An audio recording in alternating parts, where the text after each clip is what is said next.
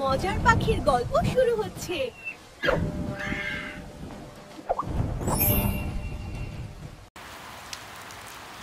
জঙ্গলে হঠাৎ বৃষ্টি শুরু হয়ে গেল।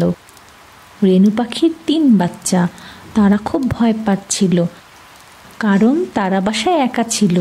তাদের মা তাদের জন্য খাবার খুঁজতে বের হয়েছে। বাচ্চারা এই প্রথম বৃষ্টি দেখছে, ওরা জানে না বৃষ্টির মধ্যে কি করা উচিত। ভাইয়া, ঘরের ভিতরে চলো, বাহিরে থাকলে আমাদের বিপদ হতে পারে। মা বলে গেছে মা না আসা পর্যন্ত বাসার ভিতরে থাকবে।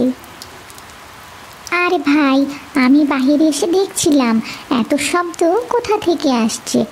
আর বাহিরে এসে কি দেখলাম জানো? আকাশ থেকে বড় বড় পানির ফোঁটা পড়ছে। ভাইয়া, যাই হয়ে যাক না কেন, তুমি কেন বাহিরে আসলে? তোমার সাথে বের হয়ে আমিও ভিজে গেলাম। মা দেখলে আজ খুব বকবে।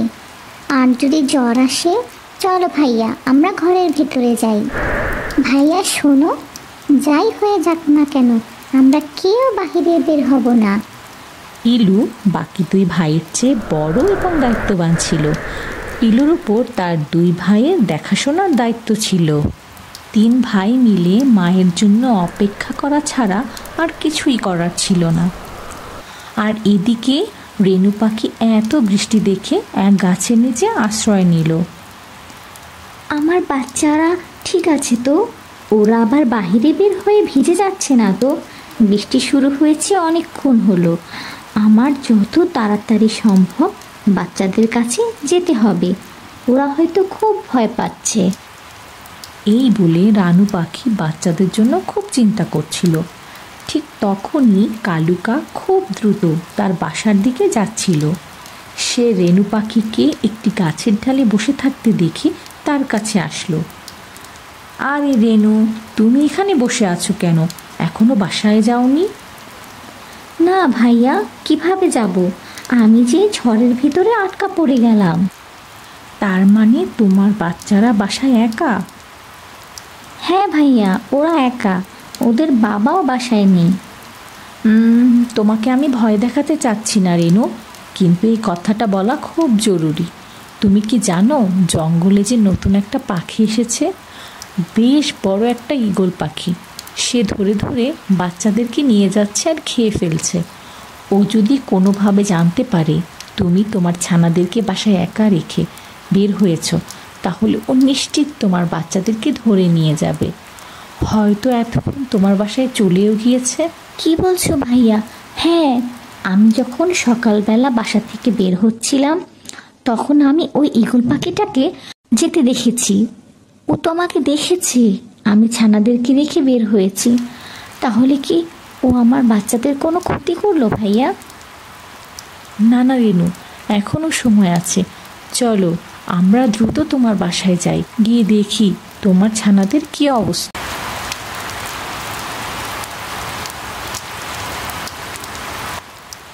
ইসরে, এই বৃষ্টির ভিতরে এই পাখির 3টা ছানাকে একসাথে ধরে নিয়ে যাব, তারপর মজা মজা করে রান্না করে খাবো। বৃষ্টির ভিতরে বারবার বের হতে ইচ্ছে করছে না। আজকে পেয়েছি এই 3 ছানাকে, ধরতেই হবে। এই বাচ্চারা, তোমরা ঘরের ভিতরে একা আছো? হ্যাঁ, আমরা পাশে একা আছি। আপনি কে? আহারে, ভয় পেও না। আমি কে জানো? আমি তোমাদের ঈগল মামা। তোমাদের মা আমাকে পাঠিয়েছে। তোমাদের জন্য অনেকগুলো চকলেট নিয়ে এসেছে। দরজাটা খোলো, খুলে আমাকে ভিতরে ঢুকতে দাও। তোমাদেরকে চকলেট দিয়ে যায় বাবু। তাই নাকি ভাইয়া? মা আমাদের জন্য চকলেট পাঠিয়েছে, চল মামাকে ভিতরে আসতে দিই। আরে না না ভাই, তুই পাগল? আমার মনে হচ্ছে ওর কোনো খারাপ উদ্দেশ্য আছে। ও হয়তো আমাদের ধরে নিয়ে যাবে, এই জন্য আমাদেরকে চকলেটের লোভ দেখাচ্ছে। খবরদার ভাই, দরজা খুলবি না। মা বলে গেছে মা না আসা পর্যন্ত আর দরজা খুলতে না। আমরা বরং চুপটি করে বসে থাকি, খুলবো না দরজা। কি হলো বাচ্চারা, দরজা খুলো। ভয় পেও না, আমি তোমাদের মামা হই, ঈগল মামা। হ্যাঁ ভাই, তুই ঠিক বলেছিস। আমার তো চকলেটের কথা শুনে মাথায় ঘুরে গেল। আমি তো বুঝতেই পারিনি। ঠিক ঠিক। খোলো বাচ্চারা, তাড়াতাড়ি খোলো, চকলেটগুলো বৃষ্টিতে ভিজে যাচ্ছে।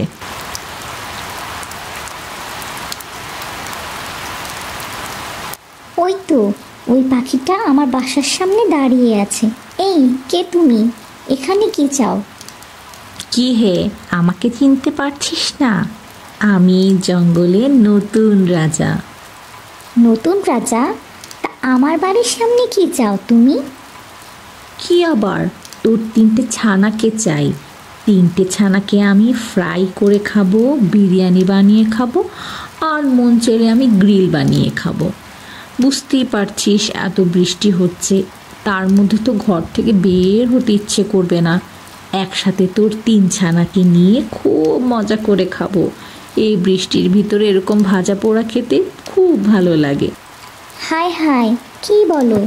তুমি তো বড্ড দেরি করে ফেলেছো গো। কেন, কি হয়েছে? তোর ছানারা কি উড়ে চলে গেছে, নাকি তুই আমার ভয়ে লুকিয়ে রেখেছিস? যেখানেই রাখিস তাড়াতাড়ি দিয়ে দে, নয়তো তোকে শুদ্ধ নিয়ে খেয়ে ফেলবো। না না না না, ছানা তো বাসায় আছে। কিন্তু আমাদের এই জঙ্গলের যে রাজা, মহান রাজা, সে আজকে আমাকে আদেশ করেছে আমার ছানাদেরকে তার কাছে নিয়ে যেতে। তার বাসায় আজকে অনেক অতিথি আসবে। সে আমার ছানাদেরকে রান্না করে খাওয়াবে। তাই তো নিতে এলাম। কি বললি? তাই এই জঙ্গলে আমার চেয়েও বড় রাজা আছে? ভালো করে আমাকে দেখ তো, আমি তোর চেয়ে কত বিশাল। আমার চাইতেও বিশাল আছে। না, আমি সত্যি বলছি। তাহলে চল, আমাকে তোর সেই বিশাল রাজার কাছে নিয়ে যা, দেখি বেটার কত সাহস।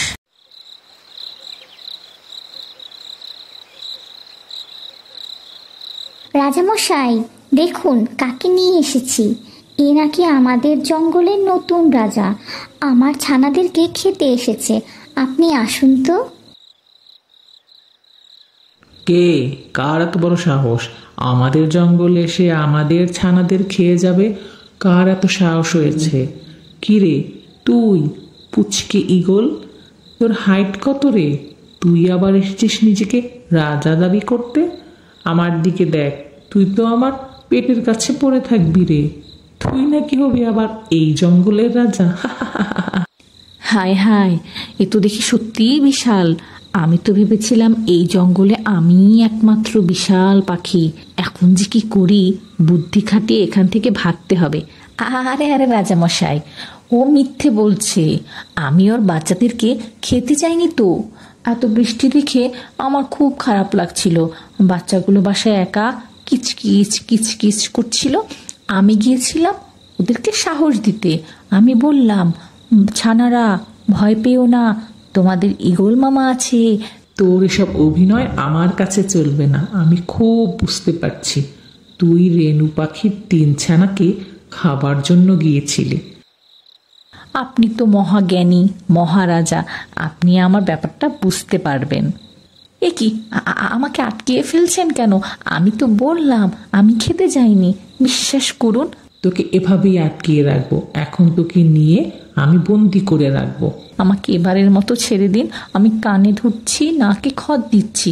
আমি আর কারো কোনো ছানার দিকে চোখ দেব না। আমায় ছেড়ে দিন। ঠিক আছে, যা, আজকের মতো তোকে ছেড়ে দিলাম।